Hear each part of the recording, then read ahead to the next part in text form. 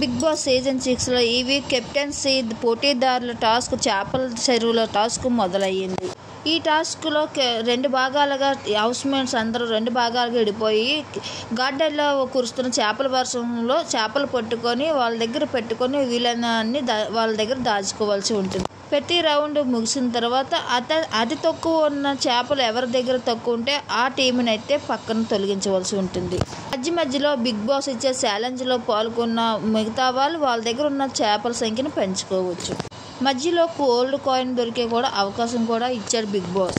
ఇక ఈ టాస్క్లో సూర్య, వాసంతి, రేవంత్, ఎనియా, సిహన్, శ్రీసత్య, ఆదిత్య, మరీనా, ఆదిరెడ్డి, గీతు, రోహిత్, కీర్తి, రాజ్, పైమ జంటలుగా చేపల చెరువుల టాస్క్లో పోటీ పడ్డారు. ఈ సీజన్లో ఇదే కెప్టెన్సీ పోటీదారుల టాస్క్ అని చెప్పవచ్చు. టాస్క్లో కెప్టెన్గా గెలవడానికి ఏమైనా వెనకాడకుండా చేశారు హౌస్మేట్స్ అంతా. చేపల చెరువు టాస్క్ ముగిసిన సమయానికి పైమ, రాజ్ జంట, రేవంత్, ఎనియా, సిహన్, శ్రీసత్య జంట ఈ వీక్ కెప్టెన్ పోటీదారులుగా నిలిచారు. అయితే ఈ వీక్ కెప్టెన్ దారులుగా ఎవరు నిలవాలనుకుంటున్నా మీరు కామెంట్ సెక్షన్లో మాకు కూడా మీరు తెలియజేయండి.